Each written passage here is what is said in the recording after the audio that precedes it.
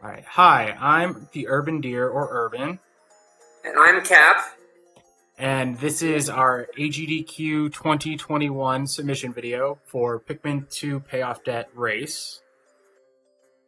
And we've already started the race here. The cool thing about Pikmin 2 is a lot of Pikmin 2 is navigating through different layouts and through different scenarios, and seeing how different people do that in different layouts is always super interesting. So we hope to showcase that here. Yeah, so for those of you who do not know much about the game, the main goal in this category is to collect 10,000 Pokos and reach the first set of end credits. We do that by collecting treasures and enemy corpses throughout the cave system and above ground areas in the game. You're about to see the first trick of the run. We call it Day 1 Extinction. Pikmin 2 is the only main series Pikmin game where we can skip the tutorial day, and if Cap wants to kind of explain what happened there. Yeah, so basically in all the Pikmin games there's usually a tutorial sequence, and as you can imagine this sequence is really long, so we have to find a way to basically end the day without doing the sequence. Normally this is very hard, but what you can do there is you can play a little game with physics where you can throw a Pikmin out of bounds, and then basically drag it into sort of an out-of-bounds abyss, killing it. And of course, when all your Pikmin die, in the video game, the game freaks out and basically ends the day for you. So by killing all of the Pikmin in your party, in this case just one, we basically force the game to end the day and to continue. Yeah, so the next couple days here, we're just going to be growing a few Pikmin. Kind of to make up for what we couldn't grow on the tutorial day. We need 15 Pikmin total to get past a paper bag that you can kind of see in the background in most of the streams right now.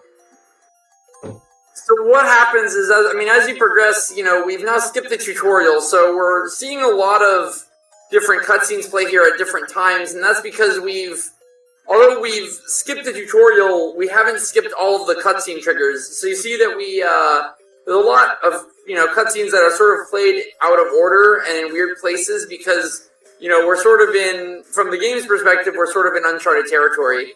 A cool thing that you can see right here is we're actually luring the Dwarf Bulborb back to the ship here. So, we of course need the Dwarf Bulborb's corpse for more Pikmin bodies, but we utilize sort of its range of sight and luring it over because that's faster than killing it all the way over there.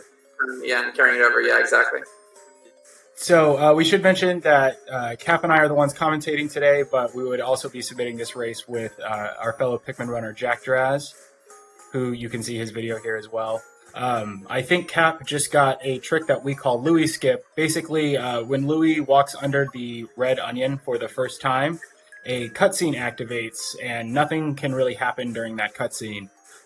But if you pause the same frame that cutscene is activated, you can actually prevent it from playing, and the game logs it as counting as played, so he no longer has to deal with that. It saves about 10 seconds. I think we'll see Jack go for it here. Yeah, although it's a frame-perfect trick, which means, of course, it is no doubt difficult. The nice thing about Pikmin 2 is you actually have a 3-day sequence. You need to spend this day just to grow the extra Pikmin you need to quickly progress past the paper bag. So it gives you 2 attempts to get this trick, which, despite it being frame perfect, it does add a little bit of leniency to, these hard tricks in the beginning of the run. At any rate, with 13 Pikmin grown in this sort of 3-day sequence, we're now ready to start, breaking down the paper bag that encloses the main area, and we can start sort of exploring, the greater overworld. Yeah, and so anyone who knows this game knows that on that tutorial day you collect a treasure called the Courage Reactor. It's a large battery. We actually will not be collecting that until our second trip to this area. However, when we first pick up a treasure in the overworld of this area, a cutscene automatically activates. And so when we come back, you'll start to see how we're going to set that up. But for now, we're just going to pull down this paper bag and keep growing Pikmin, and we're going to try to enter the first cave, Emergence Cave, as quickly as possible. This early section is pretty optimized, but in general, this is sort of, maybe a small little snapshot of quintessentially what I like about Pikmin is because, in a ways, a lot of Pikmin is a carrying problem, right? You have all these Pikmin, and the objective is to, carry all of these things in an efficient way and grow all of these Pikmin, and so you see that we're going to, the various flowers in certain orders and, pressing allotting the Pikmin in various ways, and I think that sort of is a large fundamental element of Pikmin 2 in a way, just like how you press things out. Yeah, so you see we all hit what we call eggs, and they contain nectar, and that is actually one of the biggest benefits of doing that day one extinction trick, is that we have access to nectar now before we enter Emergence Cave. Ordinarily you would not. So Jack did a little trick where he pushed the egg all the way down the hill. Cap and I did not do that trick in these runs. But we're all going to attempt to nectar. We all have 46 Pikmin now. We're going to attempt to nectar all of them as best we can. So, nectared Pikmin, so if you nectar a leaf, they become flowers. We call that maturity. The game calls that maturity, and leaf Pikmin not only run faster, but they also carry treasures faster. Carry treasures, corpses, items. They carry everything faster, and so obviously, since this game is, about using your Pikmin to complete tasks, you can imagine that having them run faster and do tasks faster is obviously a huge boon to the speedrun. So a large part of the speedrun is basically making sure that you have as many Pikmin as you can nectared as possible. Yeah, so all your screens right now, you see a little bit of a weird thing that happens because we skip the tutorial day. So when you approach any treasure, it actually shows that courage reactor that you're supposed to collect on day one. So you saw that on all of your screens here. And you'll see that I am the only one down here who did not activate Louis skip, so I am activating the Louis cutscene now. Waste a little bit of time, and you'll see that Jack and Cap both move a decent bit ahead here. Yeah. One thing that I think I should bring up now is that sometimes when you choose to activate cutscenes can be important, because even skippable cutscenes, like the cutscene where you approach a treasure for the first time, sometimes Pikmin can still carry objects during cutscenes, even for the 1 second before you can skip them. So, where we choose to activate cutscenes is also very intentional. We can, the idea, of course, being that you want to activate cutscenes while things are being done, so those cutscenes minimize any additional time loss. Yeah, so you have as much going on during downtime, really. So this is the first sub-level we'll see. We'll see, I think, around 50 of these throughout the run. The most interesting thing, I think, about Pikmin speedrunning is the fact that most of these layouts are procedurally generated, which means every single run is going to be pretty different from one before it. Some sub-levels are pretty similar every single time, or the exact same every single time, just with some enemy placements being different. But some have a ton of variability, and we'll see a lot of those later on in the run. This sub-level itself is pretty simple, just 2 treasures on it, both worth quite a bit, so we're going to collect both of them, and then move on to the second sub-level. Heavier treasures take a little longer to carry, so ideally in that simple sub-level, for example, the ultimate ideal layout would have the slightly heavier treasure closer to the ship, so that takes less time to collect. Already in Emergence Cave 2, we see that there's this large globe up ahead, and this globe is so heavy that you actually can't carry it with the squad you have presently. So already in the game, we are going to basically find our second type of Pikmin. So the first Pikmin type that you encounter, as you see, is red Pikmin, and those Pikmin have slightly higher attack and are immune to fire, but we are basically going to, right now, throw some of these reds into these purple candy pop buds, which generate purple Pikmin, and if Urban wants to describe what these purple Pikmin are capable of, he can go ahead. Yeah, so purple Pikmin are a new addition to Pikmin 2 from Pikmin 1, and you will see throughout this run that they kind of break the game a little bit. They make enemies really, really easy to deal with most of the time. You'll see us fight a lot of boss enemies using them. They have a lot of benefits. One, they do a ton of damage. I think they do maybe twice as much damage as the average Pikmin. And then the other thing that is really, really useful is when they pound on the ground, sometimes they'll stun enemies. And that is really, really useful. And you'll see that all throughout the run. Enemies have differing stun times, and most bosses can't be stunned, but the advanced damage from purple Pikmin really, really helps us a lot. The purple pounds actually also do 5 times as much damage as a normal hit, so it's that is how you will occasionally see us absolutely eviscerate enemies with these pounds. The last thing that I think purples are really good for is if a normal Pikmin has a carrying strength of 1, purples have a carry strength of 10, which means one purple can carry, small bodies basically by itself, or in this case, several purples can carry this immensely heavy treasure, which is the globe. Right. Virtually every treasure in the game can be carried with 3 purple Pikmin or fewer, aside from a few of them like this globe, and some other things one other treasure we'll see in this run. Yeah.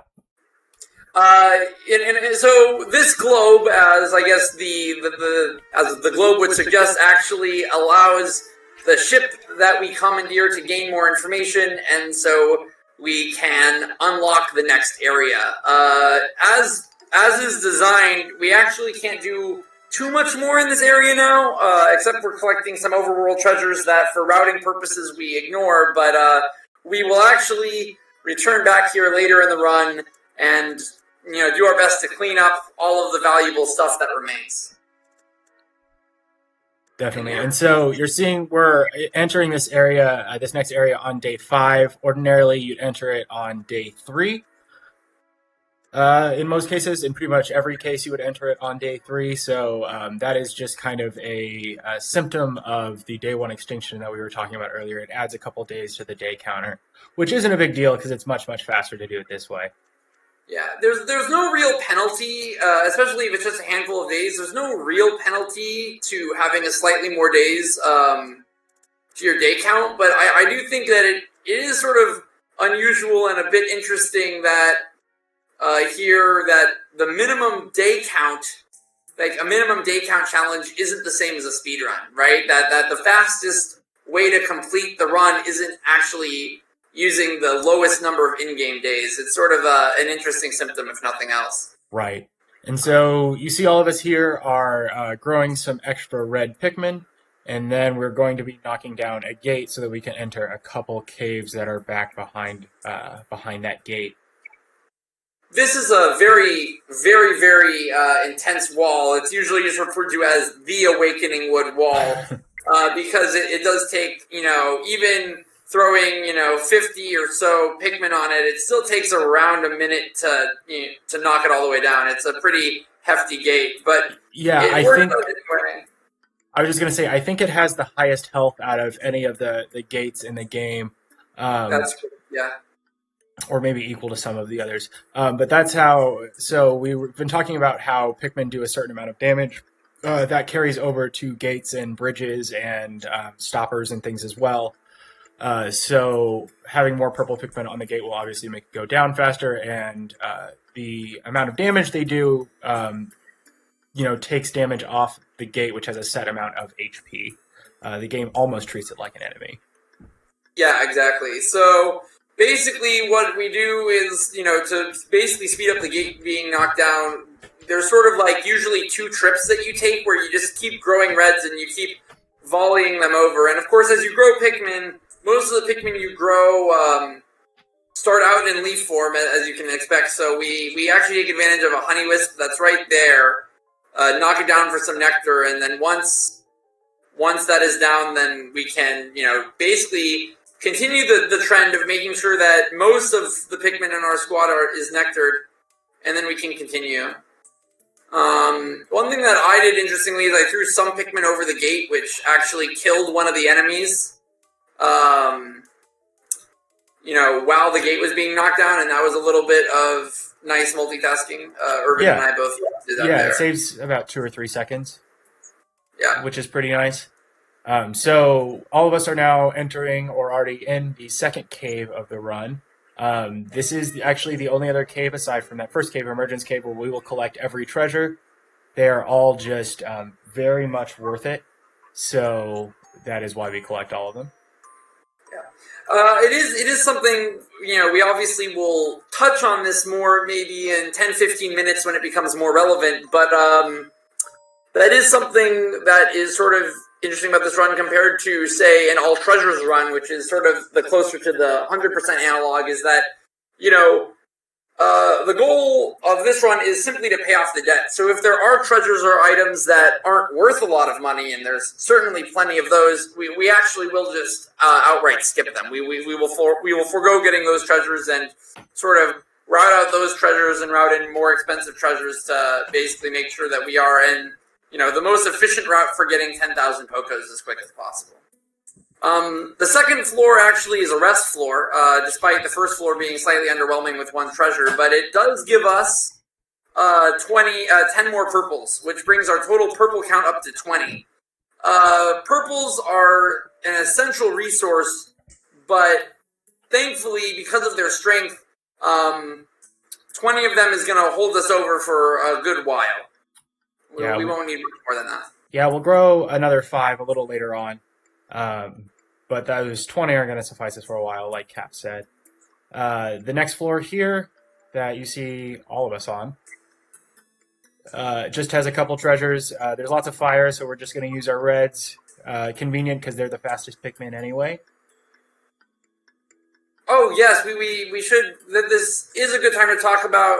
Well, I guess we can maybe wait to talk about carrying speed in a little more detail when whites come out. But one other thing is that you can see all hazards in this game, besides water, for potentially obvious reasons, has health. So in the future, you can use you can use red Pikmin, for example, to kill, and non-red Pikmin to kill the fire geysers, right? Which then renders them inert for the rest. But in this particular case, because we have all the red Pikmin, it's faster to actually ignore destroying the fire geysers and just, bringing the Pikmin through.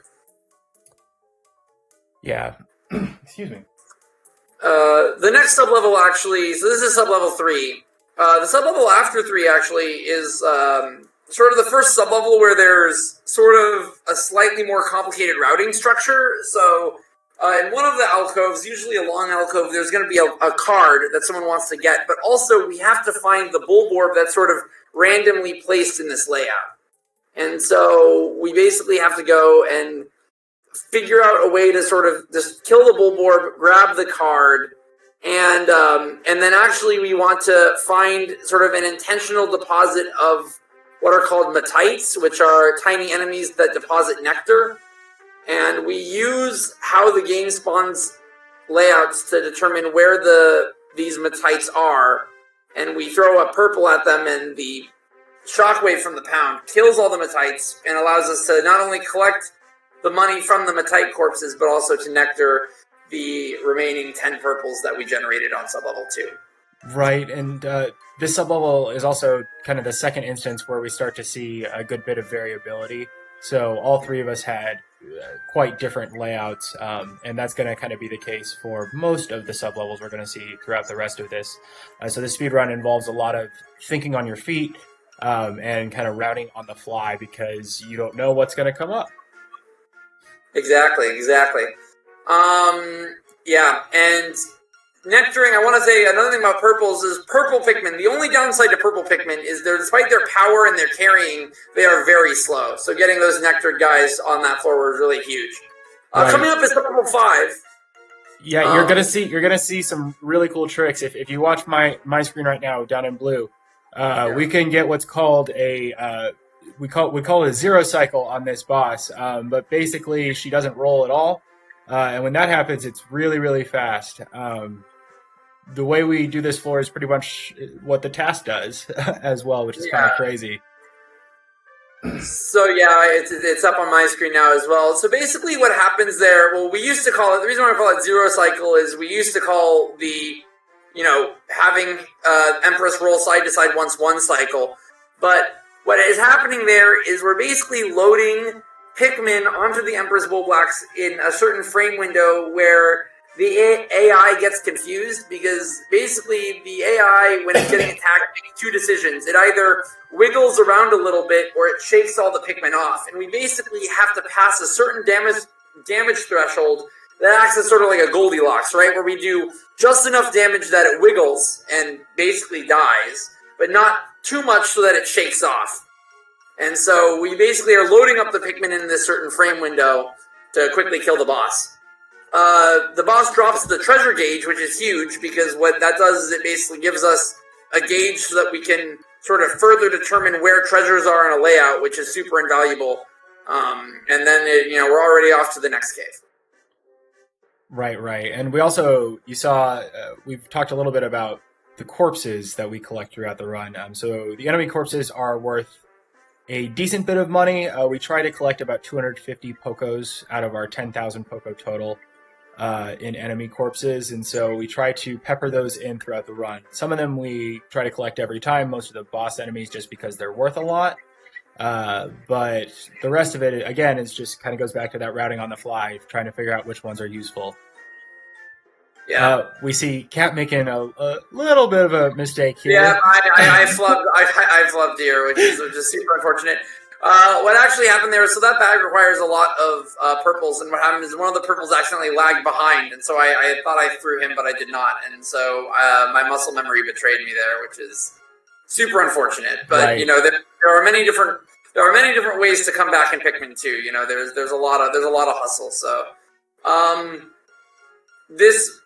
while you always want to, since Urban brought up bugs, I want to say you always want to prioritize the treasures, because the treasures are usually worth usually a couple orders of magnitude more than the bugs. But what you do there is you basically grab the treasure and then basically try to volley back and kill all the bugs that you can. So any bug that you collect before the last treasure comes in is basically free money, right? You're getting that with no time loss, because the sub-levels can only go as fast as the last treasure that you collect. So that's sort of a good mantra. So it's not that you're even sacrificing time to get those bodies. You're actually being very clever and very efficient, and you're actually basically getting more value for no time loss.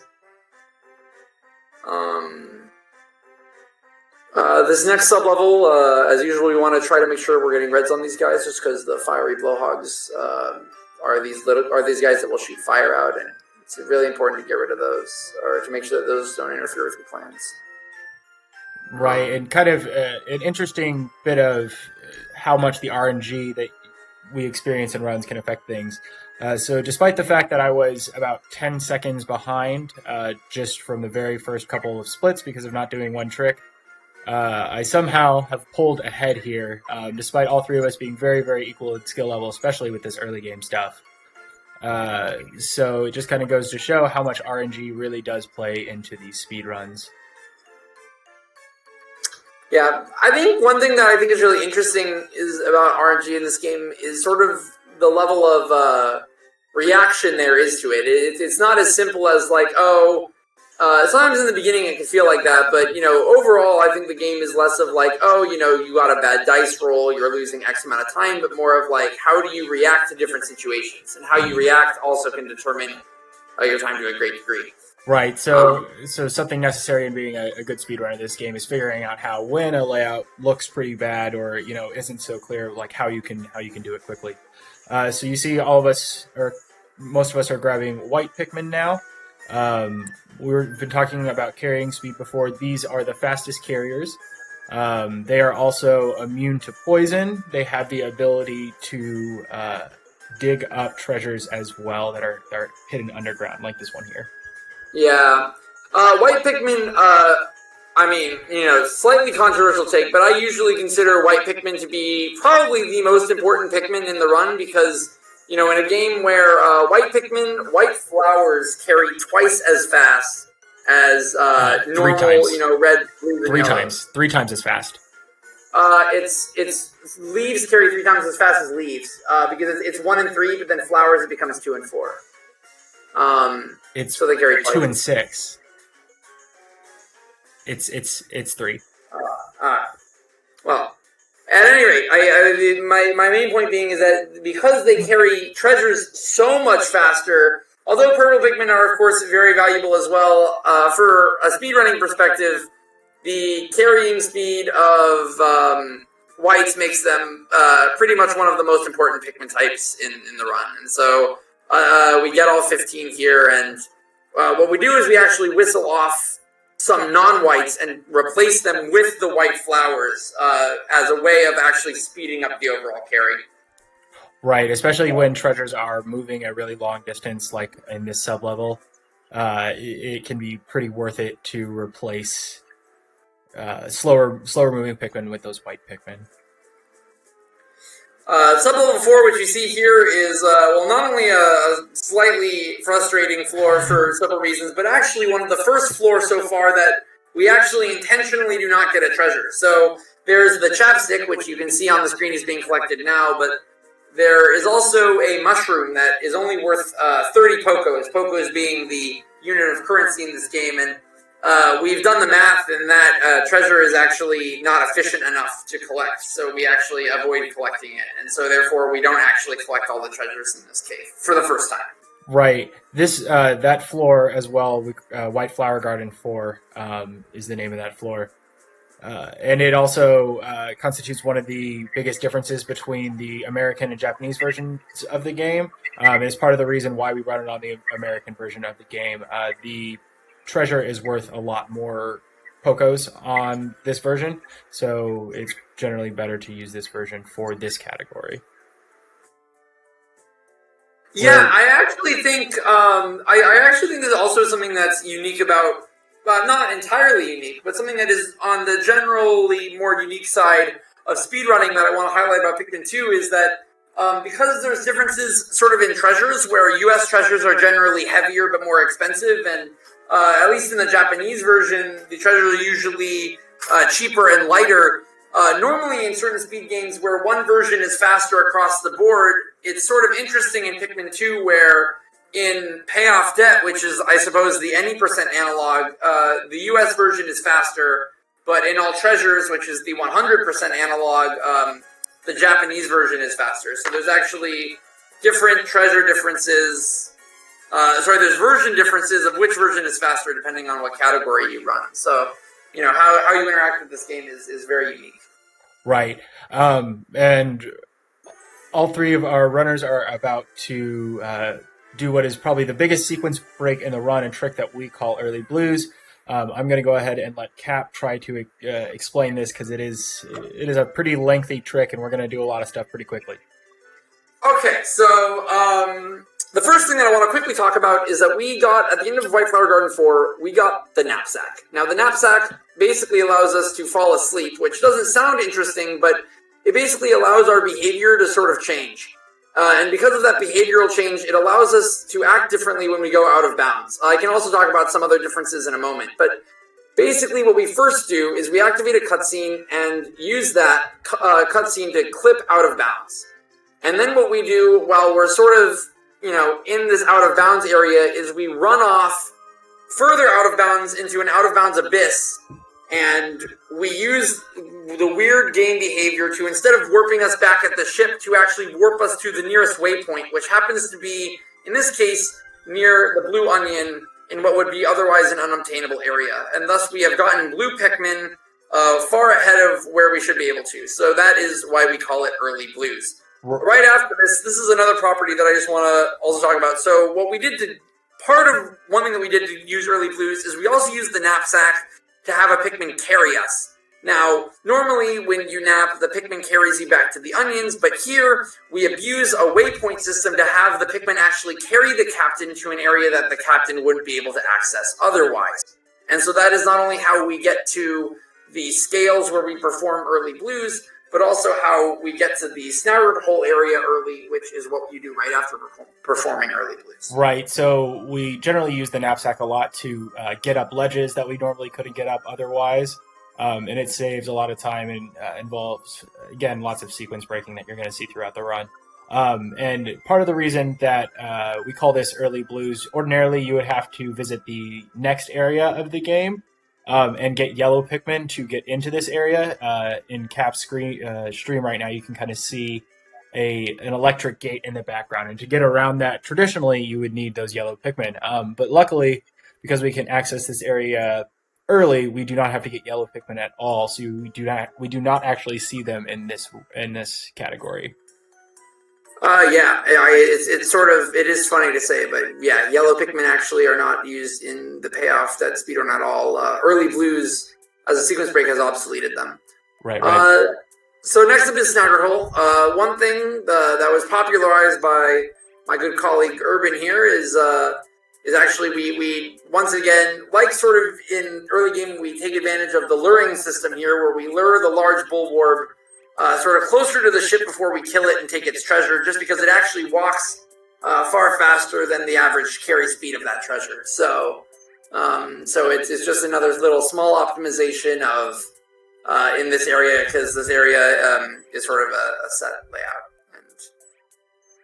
And then the next, which is a nice change of pace from the next layout, where the next layout is usually really big and sprawling, and therefore can sort of be challenging in certain iterations. And can have a lot of variability. So the cave we're in now is called Snaggered Hole, and I would argue that of all the caves that we visit in this run in particular, it has the most variability overall.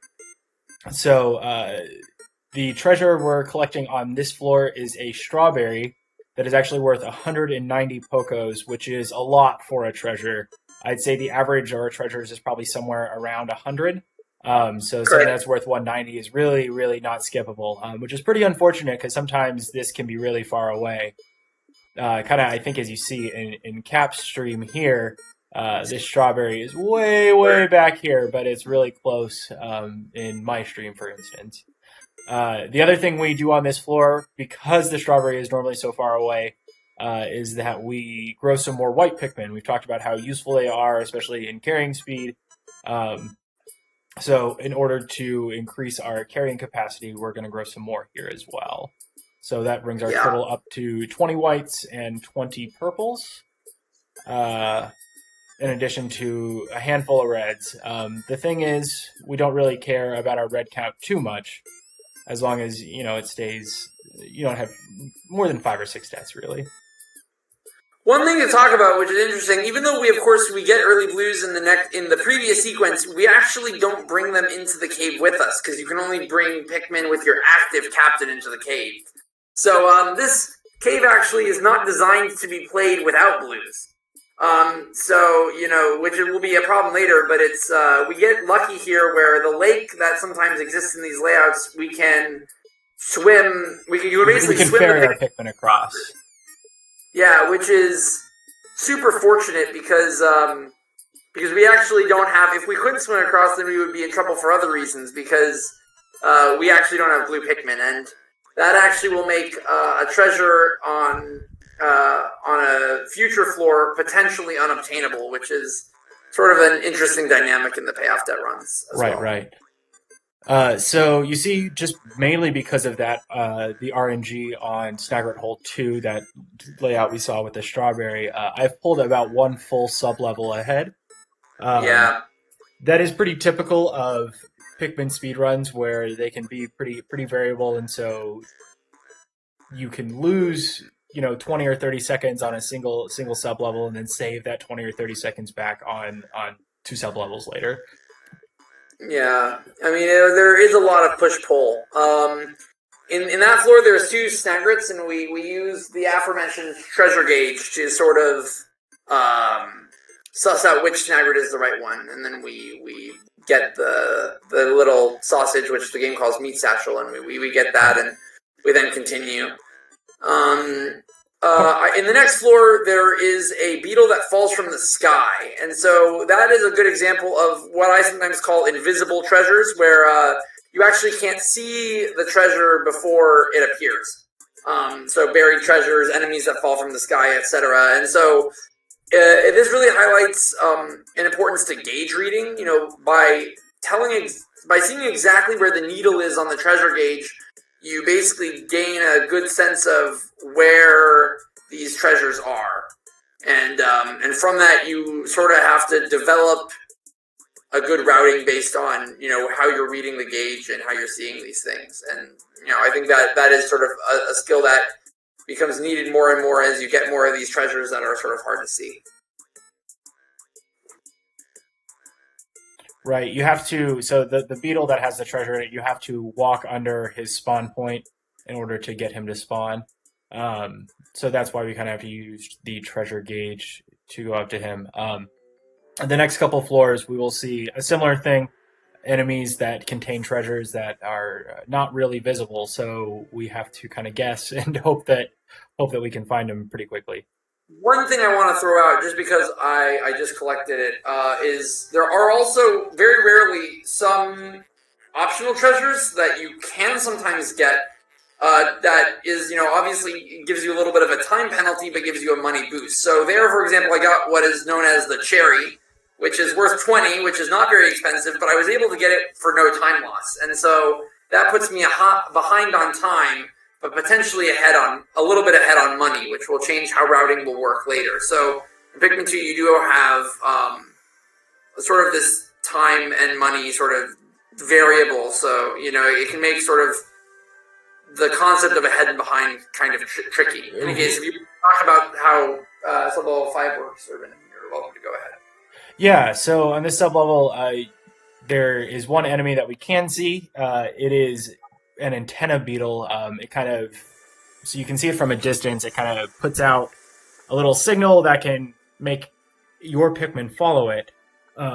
So it contains one treasure, but the other downside of that enemy is that it scrambles your treasure gauge, so it makes it unusable.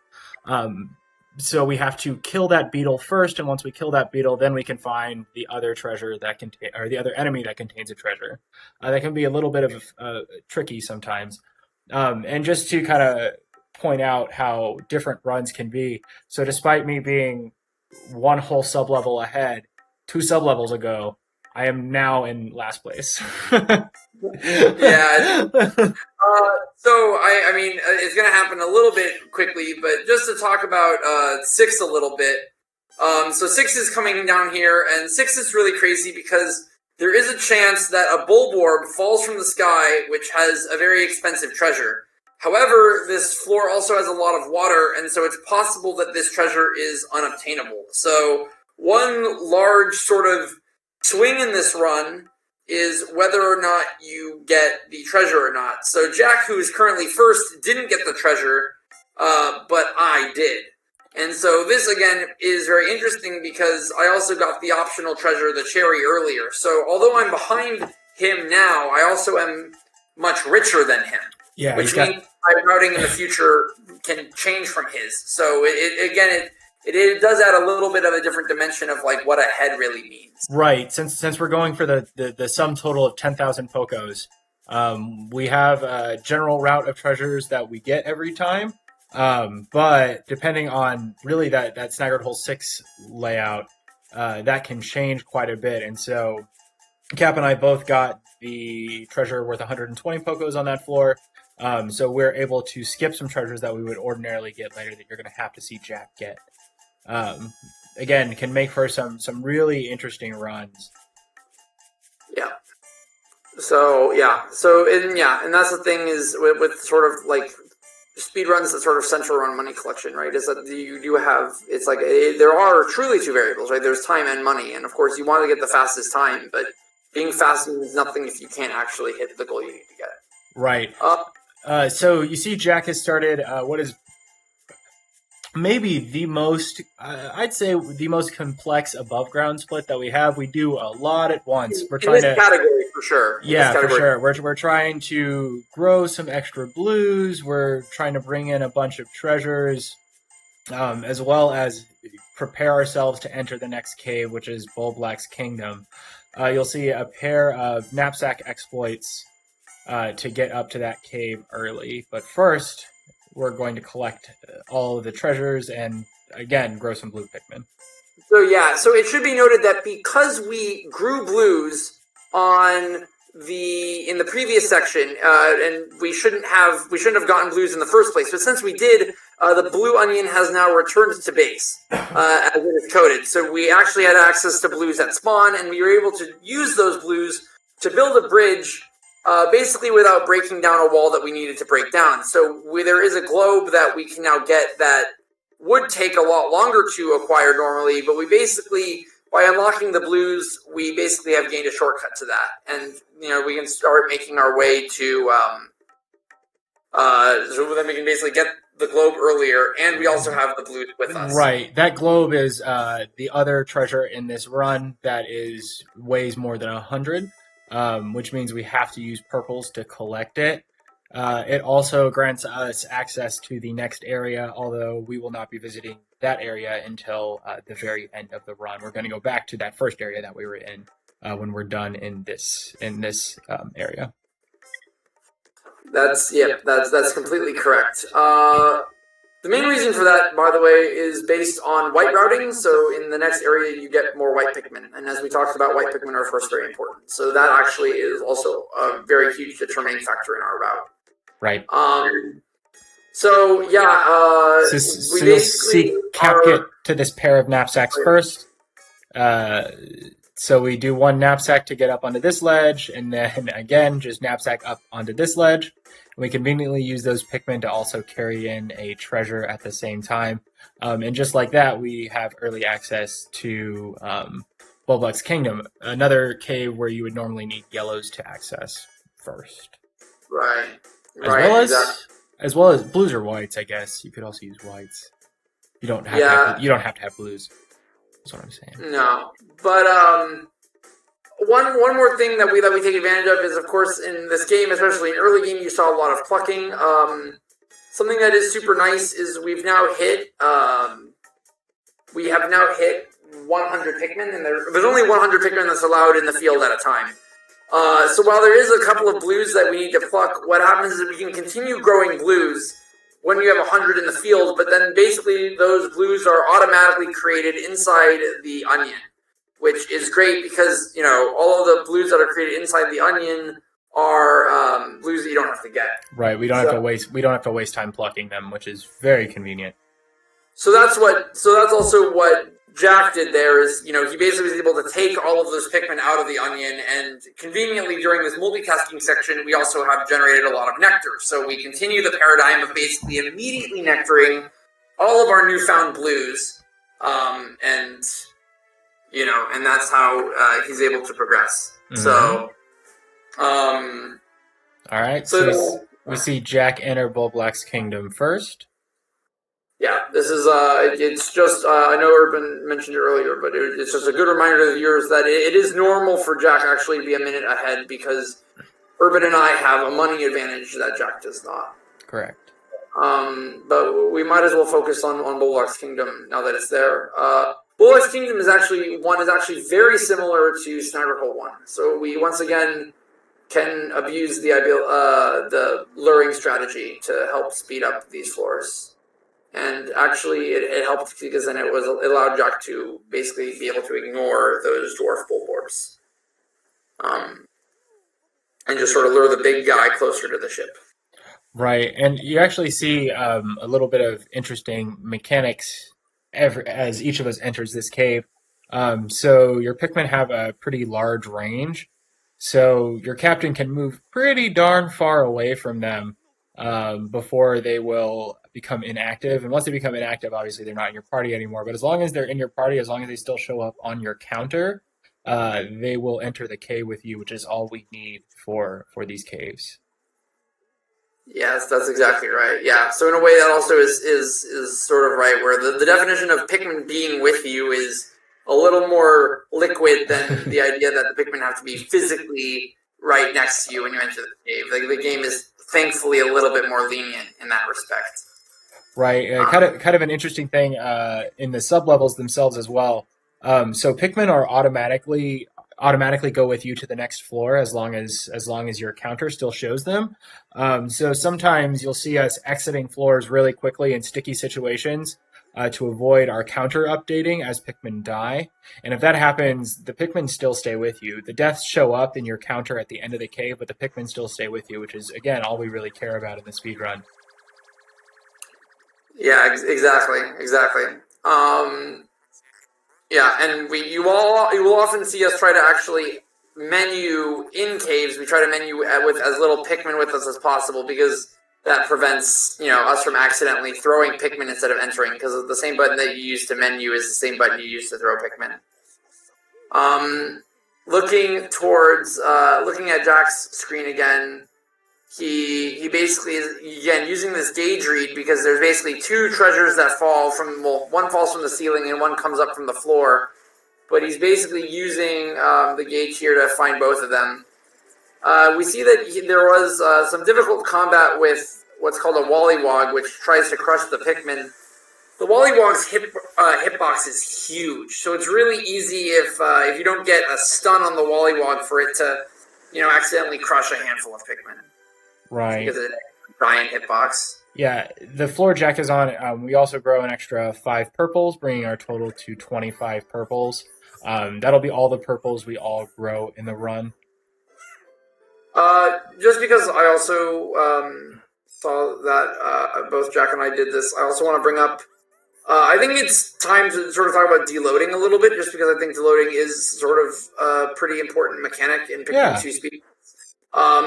So occasionally when we run, you'll notice that we will zoom in certain areas. What's happening there is we call that deloading. Is if an enemy is not basically in your camera frame or close to Pikmin, its animation basically freezes. So what we do is we basically can zoom in, and it works with hazards too, like electrical and fire hazards.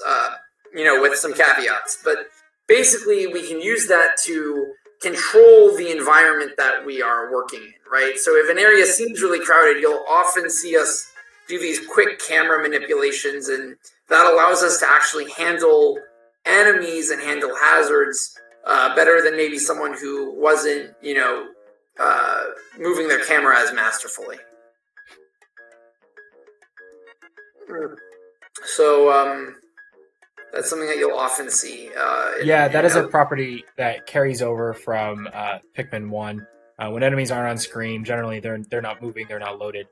And that's pretty helpful. We can use that to our advantage in a lot of cases. One kind of pretty interesting thing. So we keep talking about needing to use the treasure gauge when treasures are contained within enemies. Those enemies that contain treasures are randomly placed throughout the runs, but the treasures that are just placed directly in the layout actually do have some rhyme or reason to where they are placed, and so we can usually figure that out by looking and acknowledging what other enemies are around. I'm not going to go into too detailed of an explanation. That's something we call score, but it's pretty complex and probably above the level of interest for most people. But I think the takeaway from that, though, is that recently we have understood how this game generates layouts in much greater detail than I think we ever have before. Oh, absolutely. And so I think that's pretty safe to say. So I think the result of that, of course, is that we get to react to if Pikmin 2 is a game of reaction, it allows us to react better to these situations because very recently many smart people in the community have sort of solved how the game creates these layouts, and so that knowledge, that backbone of knowledge, allows us to play better in ways we probably wouldn't be able to play otherwise. Exactly. So just because Jack just did it, I do want to point out that the boss of this floor, the Emperor Bulblax, is sort of funny because for whatever reason the devs decided to make him vulnerable during his basically his wake up animation. So hilariously, all we have to do is we just throw like 15 purples. Yeah, it's not a lot. And all of that damage buffers during the animation where he gets up. So before he can actually do anything, he's already dead. Yeah. we're not joking.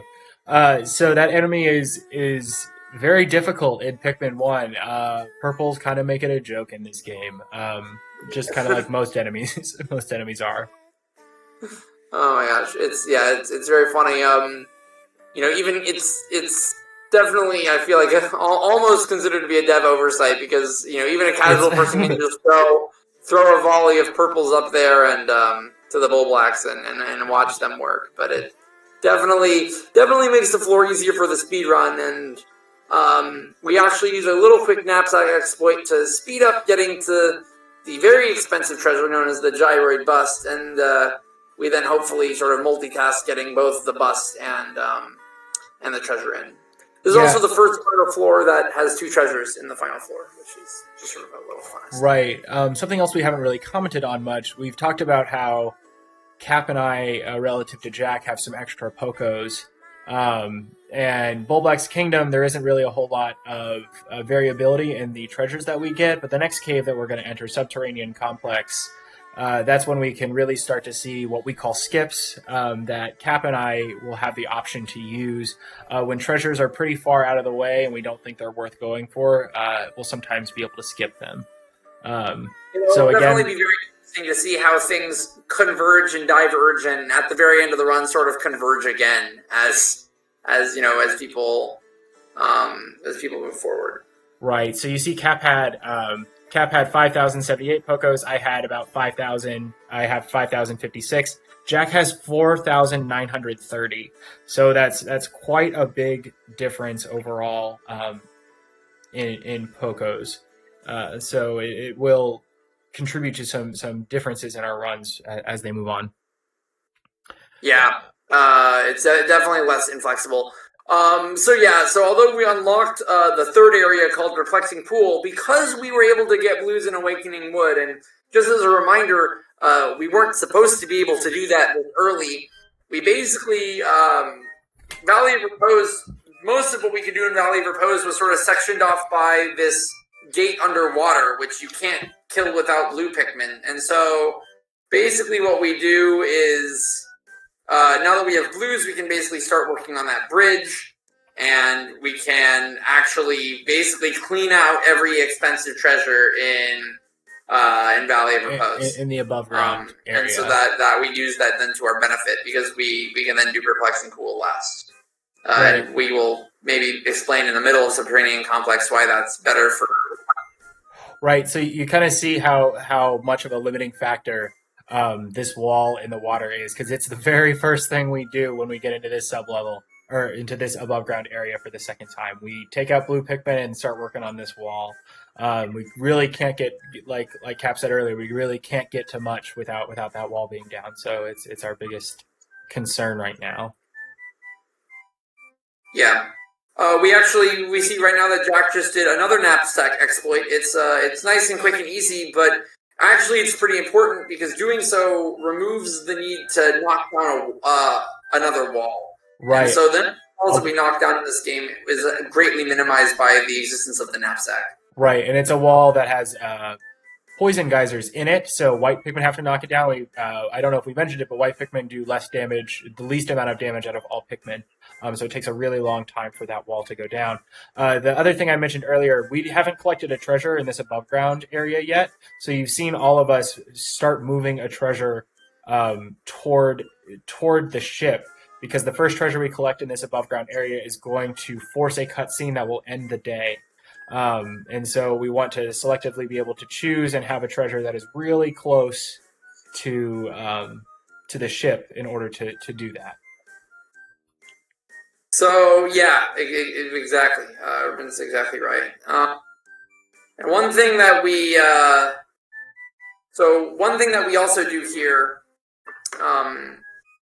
is, we kill this plug, and this is actually great because the plug allows us to bring other Pikmin in, and then we once again use the sort of the same idea that Urban mentioned earlier, where we whistle from the ground, we whistle the captain above, and then that captain above can bring the entire squad into Subterranean Complex.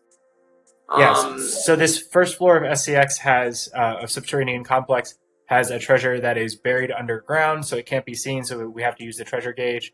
You saw Jack just collect it. You're going to see me collect it as well. But Cap here is going to go ahead and use his skip. So this treasure is worth 100 Pocos. So Cap has pretty much used up the extra 120 Pocos that he collected earlier on this sublevel. Totally a fair call there. You couldn't see where it was, so it was probably pretty far away. You because figure out exactly. you right. Can be like, oh, well, it's what we call top to bottom, which means that you spawn at one end of the map, and you could see from enemies and stuff that it wasn't going to be excellent. And mm-hmm. so, in a way, it's a good example just because like Jack was ahead again. Like we saw before, that Jack was like a minute ahead, and now because I was able to use that skip that Jack didn't have, I've now we're essentially even slightly here. Right. So that's it's a good example of how again it's really variable in twists and turns. 2 can be sort of nerve-wracking, especially to newer runners, but basically what we're doing is we also deload a lot more here, where, we want to zoom in, make sure what these guys with the balloons who are called dirigibugs, they drop bombs. Of course, bombs are, as you can imagine, bombs are, of course, super very destructive, deadly. Yeah. And they're known, there's dormant ones that Pikmin love to hit. The creating dirigibugs will drop them. They will fall from the sky. Subterranean Complex has a myriad of them. And so Urban here, if you look, he basically has his camera, as he's moving, he has his camera super tight on him. And then he zooms it out when the treasure's moving back. But he had his camera super tight for the same reason that I was mentioning earlier, is he wanted to make sure there was as very little activity going on around him as possible. So Jack and Cap both are on a sublevel that has 3 treasures on it. Generally, the sublevels that have the 3 treasures on them are the most complex to route, just because there's a lot to figure out, a lot to grab. So speedrunning, again, this game involves a lot of routing on the fly and stuff like that. Yeah.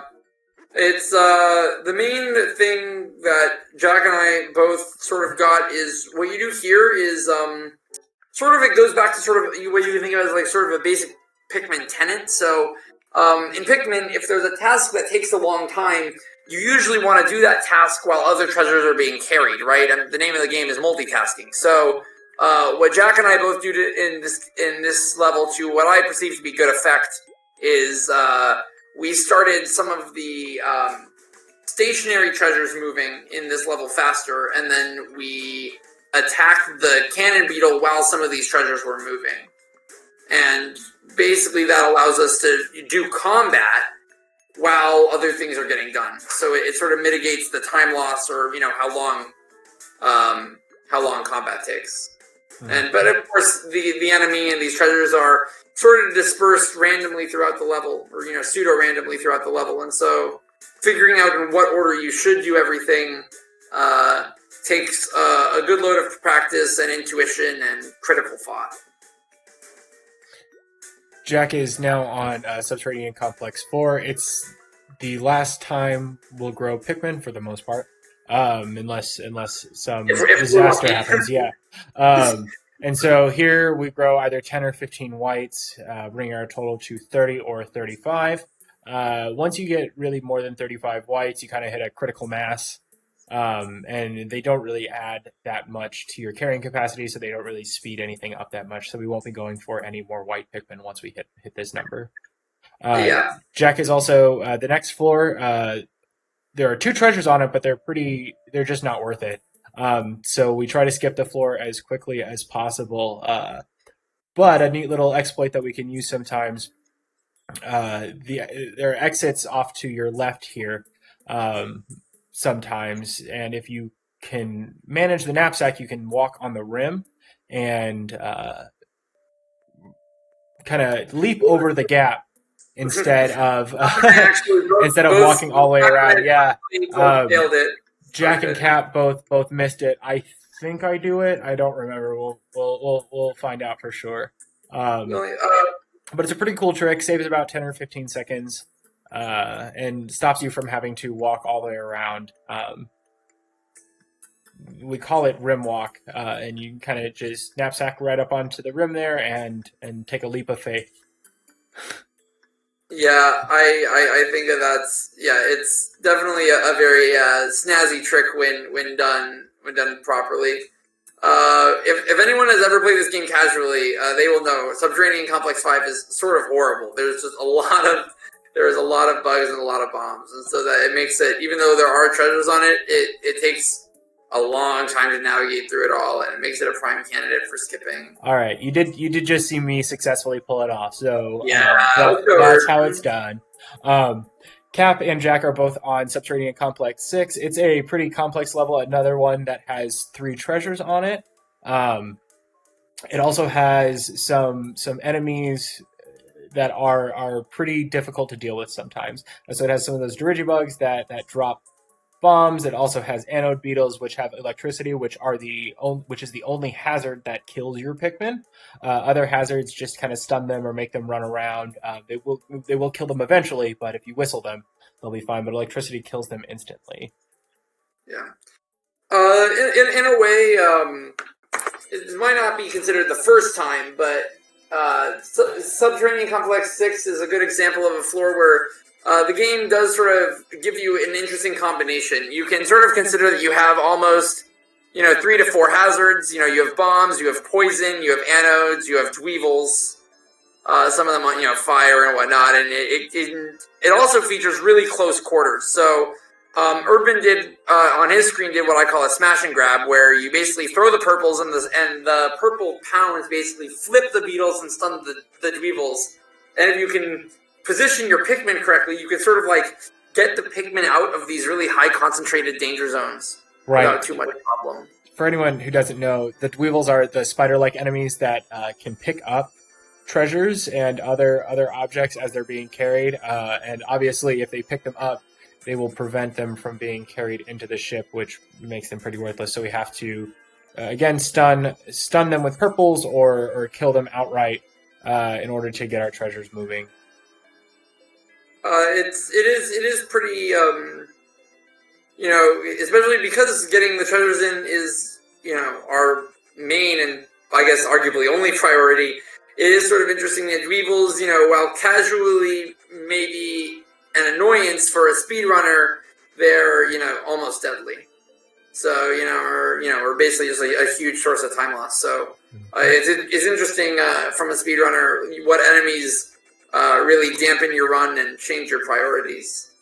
The last level here was super interesting because one facet of it, aside from the normal, volley of bombs you have to handle with, is you have to interact with this enemy called the Gatling Groink, which is a horrible enemy that has a shield and just fires mortars at your Pikmin, which is, terrifying.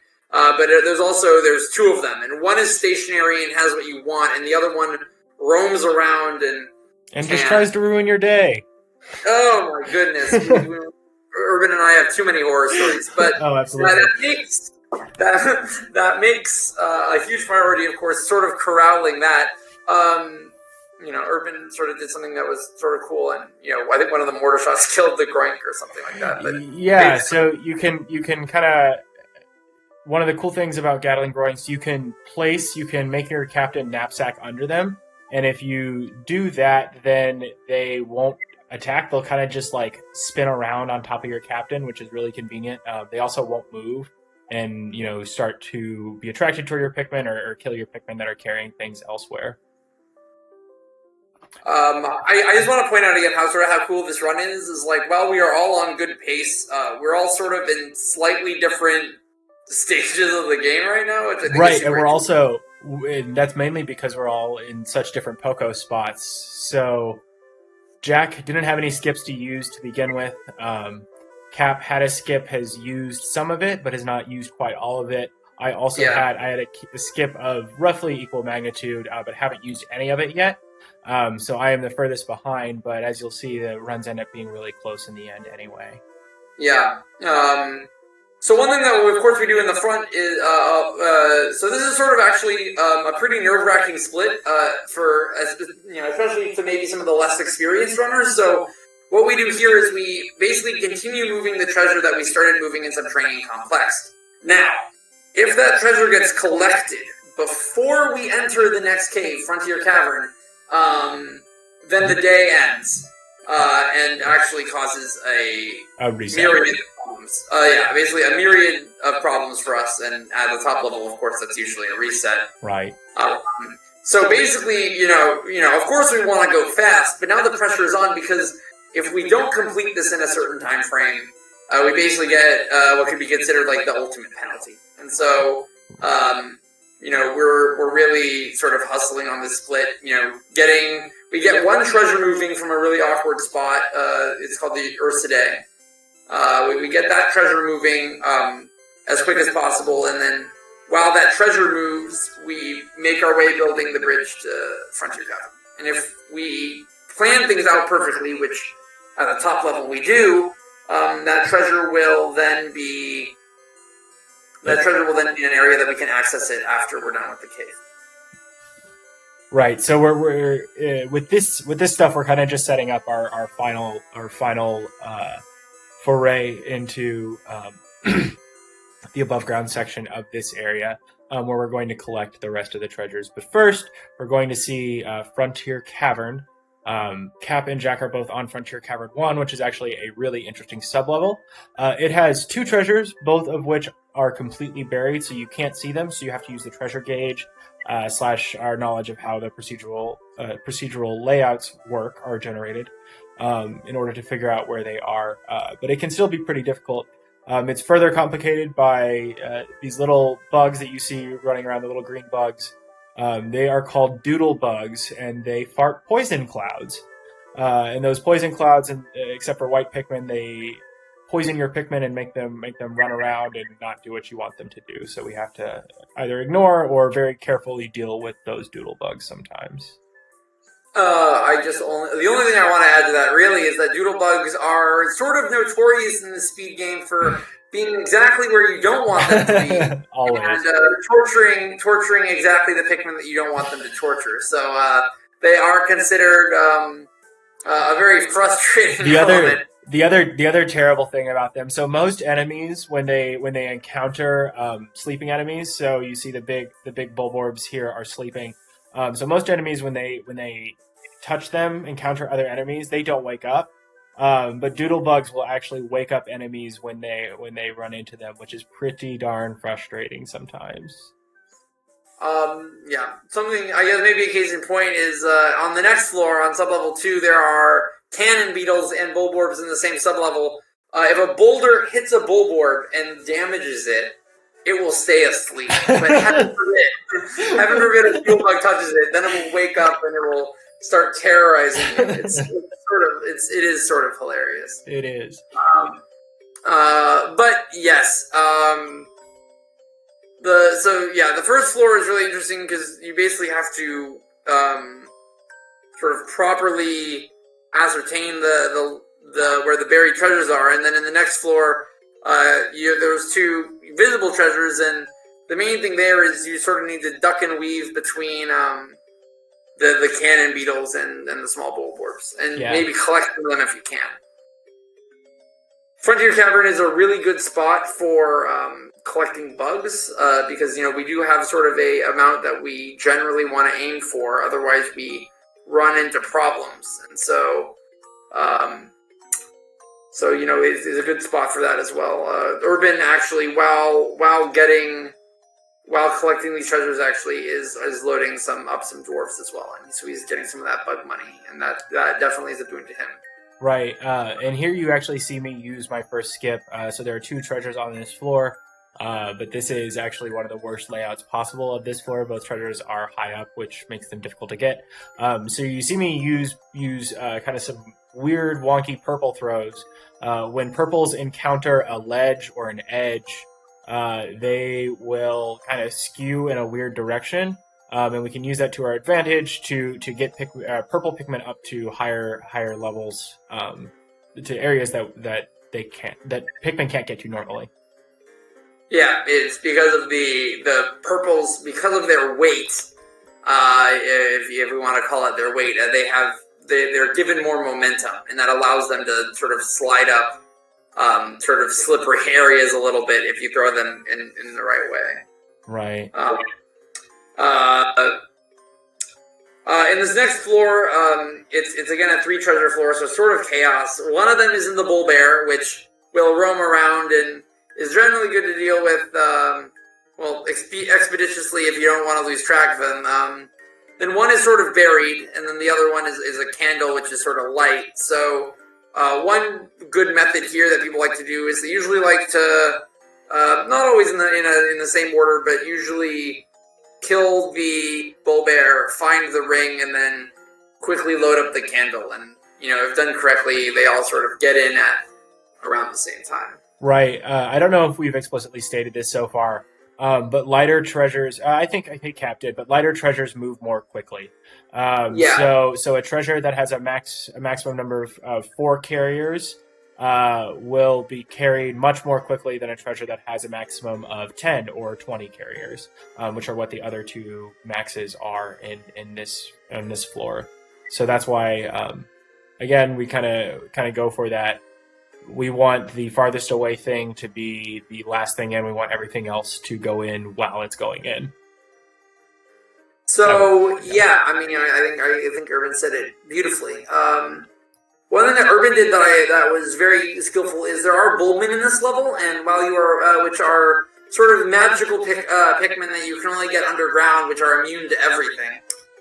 We don't really need them for routing purposes. They don't actually carry that fast, so they're not better than whites, and we don't really need the hazard protection because we're pretty adept at dealing with hazards. And so what we basically do, what Urban was able to do is he was able to avoid unlocking them at all by sort of subduing and then killing the enemy without whistling. And that basically saved him a cutscene that I don't think Jack and I was able to avoid.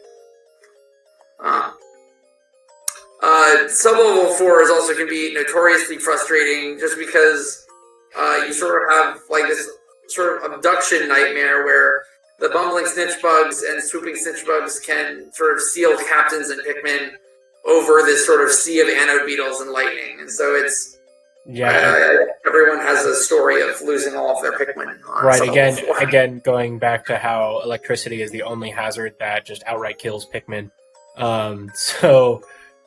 I say a lot that this is the worst designed floor in the run because it's pretty intently designed to just kill everything.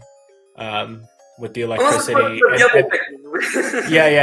the electricity, and then the bumbling snitch bugs when they grab one of your captains, they force the captain to automatically dismiss all of the Pikmin that are with it, and dismissed Pikmin, inactive Pikmin. Will run toward whatever hitbox is closest to them, and a lot of times on that floor, that's either an electric gate or an anode beetle, and that is not fun to deal with. Yeah, definitely. So you can kind of see how close this run has gotten as we've started to utilize our skips. We're all on the same sub level now, within maybe about 15 seconds, 20 seconds of each other, which is pretty incredible considering how different the runs have been for each of us. Yeah, it is sort of crazy how these runs sort of diverge and converge again as sort of we all are smart and are using the routing and the opportunities presented to us, and whether it's sort of a really early lead or sort of a smart skip in late game, it's sort of crazy how all different top level and good runs can be constructed. Right. And we all definitely have our own play styles as well. which affects things quite a bit. Oh yeah, of course. Sub-level 6 is terrible, so we just skip it, by the way. And so Jack here, just full of water. We can't do anything, and slow treasures, and it's just enemy spam, and it's horrible. We're fortunate that sub-level 7 is also a little bit crazy with a lot of large bulborbs and a lot of falling boulders, but yeah, it's usually also a couple good multitasking and some other tips and tricks sort of help collect the treasures. It can also it's a very dark sub-level, so Yeah. it can be really hard to see where the treasures are. We generally have somewhat of an idea of where they are, but we can't always see them. And so actually most of us Pikmin runners have the brightness on our TVs turned all the way up, specifically for sub-levels like this one where it is really hard to see what is going on. And so turning off that brightness can help a decent bit. Yeah. Especially in these, like, I know I'm seeing sort of both Urban Jack and I doing similar things on this floor, which is unsurprising, but it is another good example of sort of how we're being smart with the way that we're routing it. So we've intentionally made sure that sort of slower Pikmin are carrying the bell, which we discovered first, as fast as possible, and then we sort of are reserving the whites for the last treasure because the whites carry the fastest, and that actually is the most expedient way of handling the sub-level, right? So it's not just how close and how far the treasures are, but it's, how are we managing the Pikmin? Right, and a lot of that is, again, there are so many factors that play into what the optimal route is going to end up being, from the placement of the treasures to how large the sub-level is overall, to where enemies are placed, to if you can lure those enemies out of the way.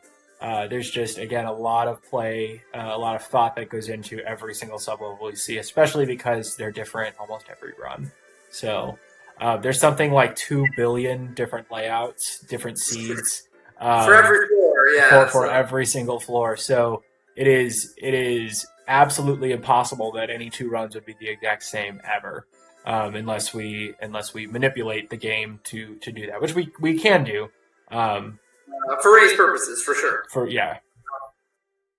Through some nice little gecko coding. I just want to point out that the sort of subplot that we've been weaving throughout the enters has finally reached its fruition. It just happened for all of us. Lastly, with theurbandear, and where if we did everything correctly, Utter Scrap, which is an above ground treasure, basically was sitting right outside the ship, ready to collect. So right after we were done with that cave, we were able to collect that first treasure, summarily ending the day because the game thinks that we are just finished with the tutorial. That was our first treasure. 6 days later.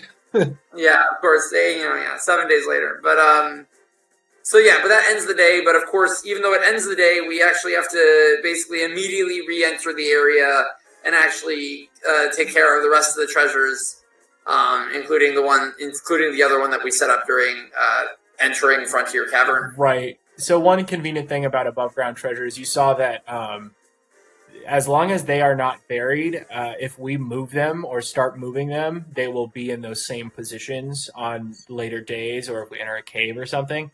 However, any treasure that is buried, even ones that are partially buried, if we were to unbury them and try to leave them somewhere on the overworld map, they would be back in their original positions when we went back on a later day or after we went into a cave.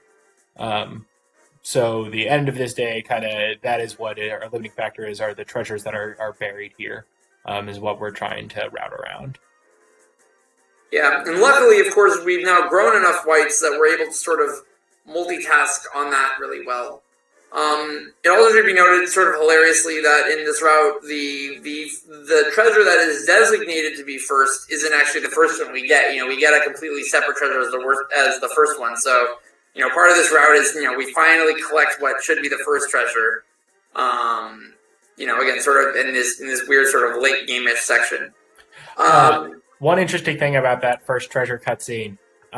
You are able to, as a treasure gets sucked up into the ship, you are able to pause and exit, and if you do, it will skip the cutscene. However, when you collect the first treasure on the next day, it will try to play again. It will automatically play again and end your day again, which is kind of a funny thing. It's not really relevant in these runs because we never skip treasures with that pause exit, but it is relevant in all treasures runs. Yeah, it should be noted that various forms of either skipping the treasure cutscene or sort of eliminating a delay between treasure collections is totally possible, but trying to force the game to handle that in those sort of frame-perfect scenarios actually, the game does not tally the value of the treasure. And since this speedrun isn't just on the raw collection, but on the acquiring 10,000 Pokos worth of value, those glitches are of no use to us, unfortunately. Yeah, so you are going to see a little bit of difference in Pokos still. I think Jack is going to have the least. I have the most, and Cap is in between us, which actually lines up with our times as well. Jack is the furthest ahead.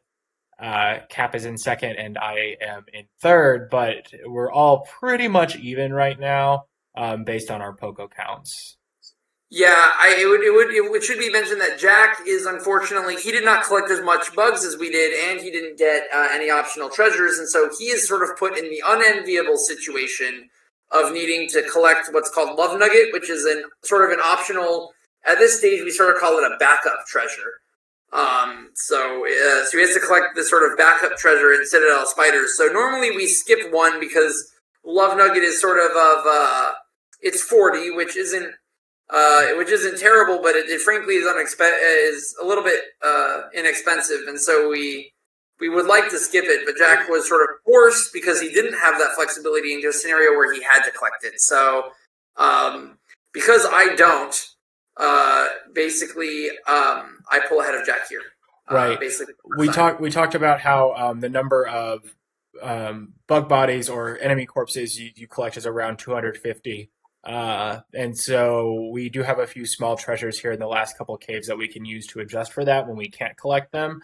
So you see Jack and I both collecting them, and Cap skipping the treasure on this floor for that reason.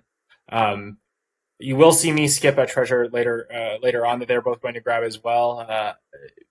Just kind of a mechanism of the weird Poco route I had in this run, but we'll see when we get there.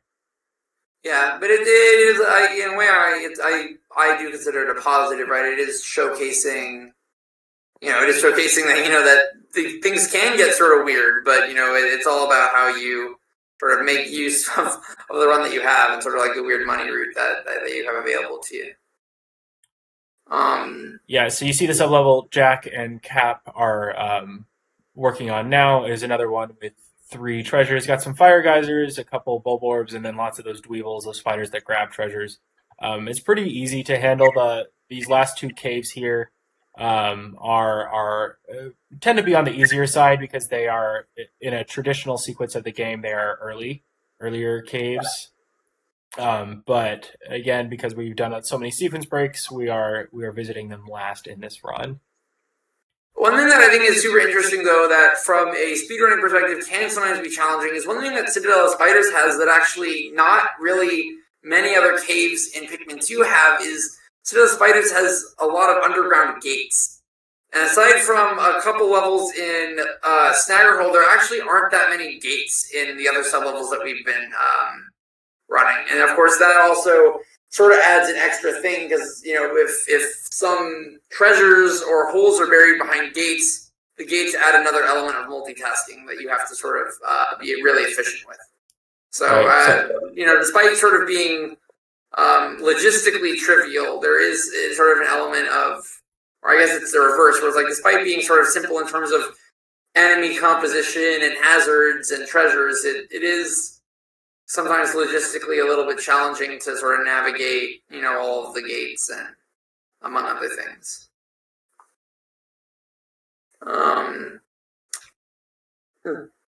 So yeah, for example, in sub-level 4 you have, which is the one that, sub-level 3, which Urban is now about to actually go to as well, is there's 2 gates. And we know that there's 2 gates, and so we can also use it to our advantage where, if we see either the existence or I guess, non-existence of gates near us, we can sort of ascertain, okay, like where are these gates going to be, and how should we go about, sorting this out? Like, how should we divvy up the Pikmin? Right. It goes back to the procedural generation that says this sublevel will always have exactly 2 gates, and so we can use that information to our advantage. And there are a few sublevels like that throughout the run where we know it'll have X component or Y component, and it helps us to figure things out when we can't see where treasures are right away. So you actually see in my version of this layout, there were no gates blocking treasures or the exit hole, which is obviously the best thing because those gates take time to knock down.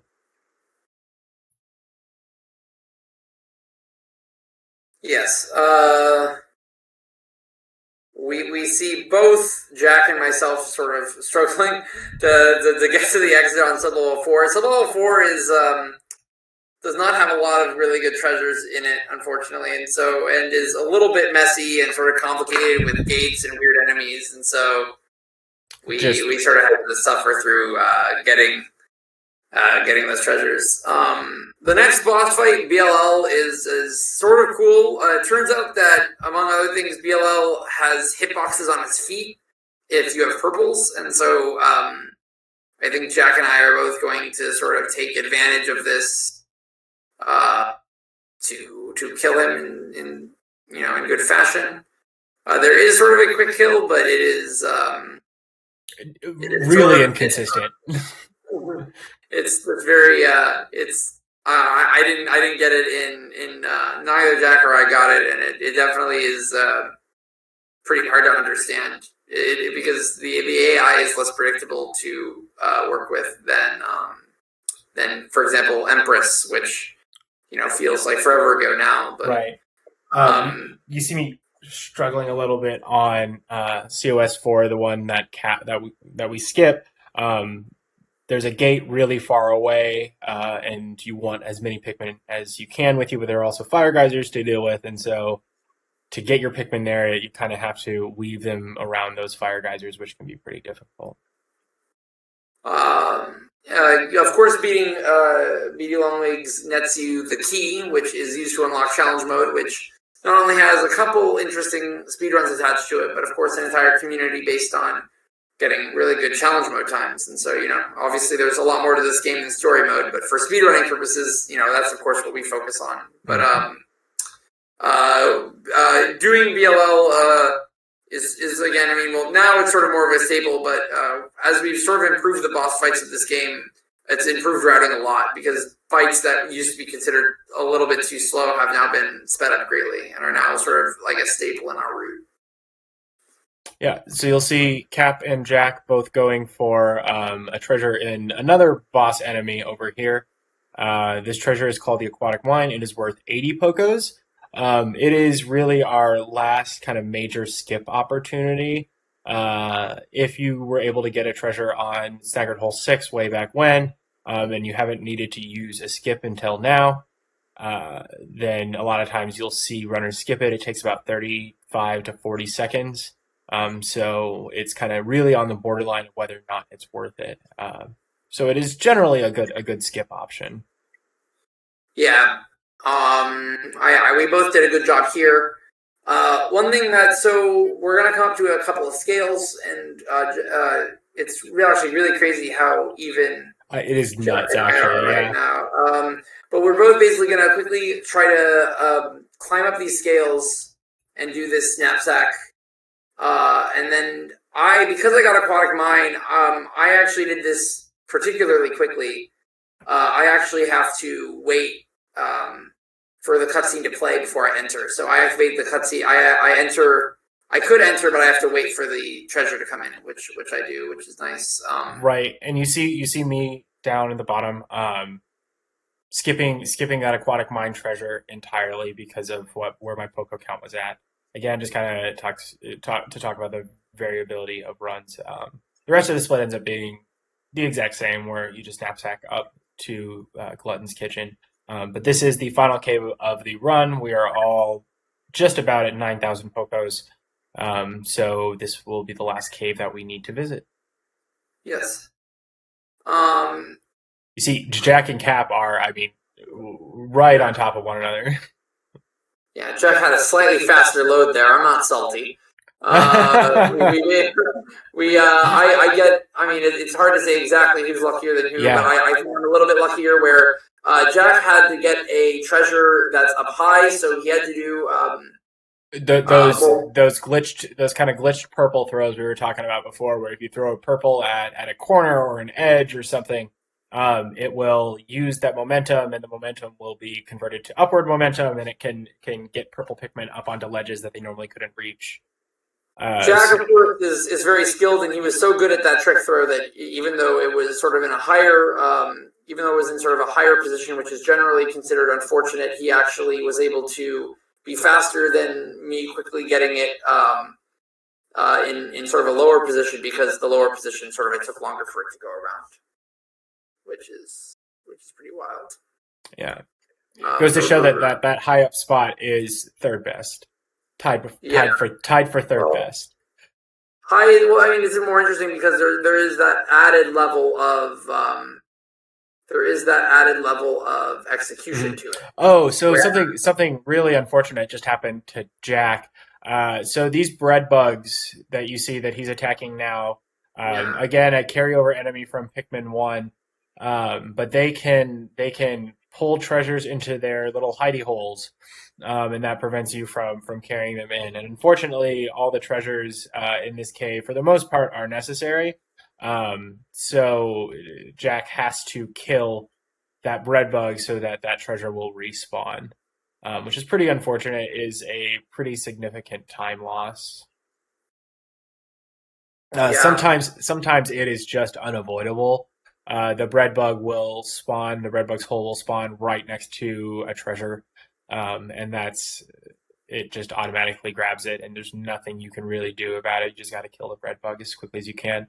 I will say the bread bugs do not grab any treasures that are heavier than 20, which is pretty useful at times. So on the sublevel Jackson, for instance, they will only grab that little castanet thing. They will not grab the compass. Yes. Yeah, you have to really manage your treasures well. In sublevel 4, which I've just gotten to, there's also another potential for a high treasure. I actually have a high treasure right here as well, which is, again, pretty, which can be a little distressing because it means that I have to sort of, once again, take advantage of these trick throws.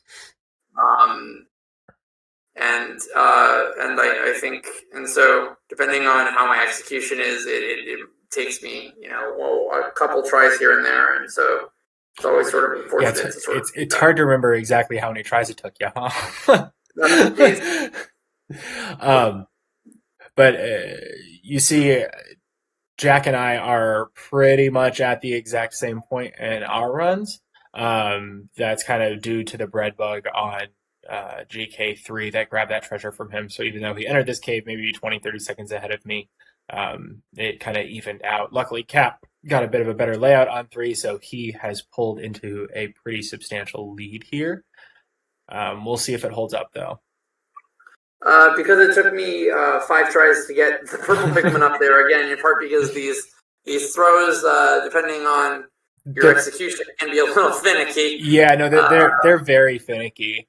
Yeah. It definitely, for example, even despite getting the treasure stolen, I mean, there's a lot of things that can go wrong for different people, right? So Jack got a treasure stolen, but, I got a high treasure, and it made Jack, he's still a little bit behind me, but he got, he definitely saved a lot of ground compared to how much time losing a treasure gets you. Right. So Cap has just entered the second to last sublevel, and Jack and I are close on his heels.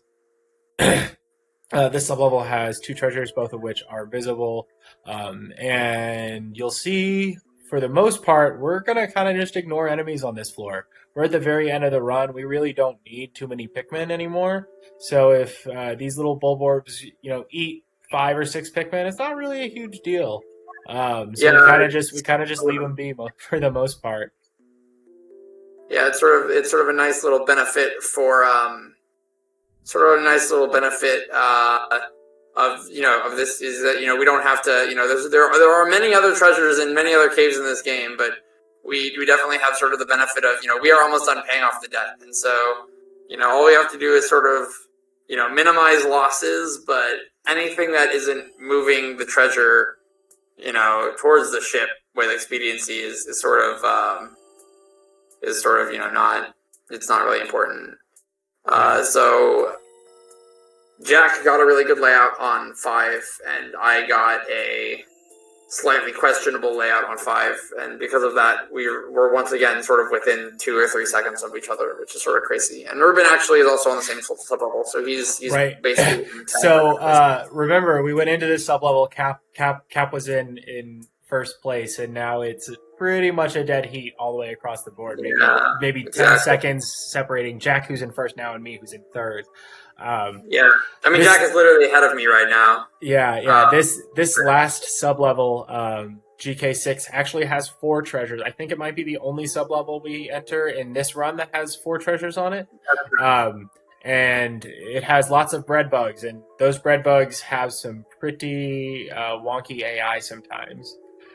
So we try our best to force the bread bugs to grab what we want them to grab. And you see on Jack's screen right now, there's the giant bread bug, and he actually has a treasure in him. So we have to get him to carry 2 enemies or treasures into the ship, and he will take half damage each time that an enemy gets sucked up into the ship by him. So I think you'll see on Jack's screen now how that damage happens, maybe, hopefully. Yeah. The giant bread bug is not cooperating for me here, and so it hasn't grabbed any treasures or anything yet. So Jack has something that's unfortunate though, is that he timed some things wrong, so that the giant bread bug didn't actually get damage from that because the cutscene interrupted the suction. We sometimes call that health glitch or something, which is super unfortunate. We talked about earlier how cutscenes interrupting things happening can make things really difficult sometimes, and that is one of those cases. So on my screen here, you'll see how the bread bug gets damaged when it is holding a treasure, and that treasure gets carried into the ship. It takes half damage. Yeah, and this is happening with Jack as well. I was able to organize the sub-level such that one of the treasures actually also did damage to the bread bug, so I was able to multitask that while getting a captain, and I think by a very close margin, I have just hit 10,000, and so the run is about to end, basically as soon as a couple of us menu to the exit. Yeah, so you see we're all really close to that 10,000 mark. We really don't want to be much over that. Urban's at 996, so all he has to get is 1 body, and then Urban is done as well. Right, yeah. So we really don't want to be much over that, and so we kind of have a good knowledge of exactly how many Pocos and enemy bodies we need for the rest of the run. And we generally know that from about Bulblack's Kingdom on. So really about halfway through the run, we know how many bug bodies we need to be going for.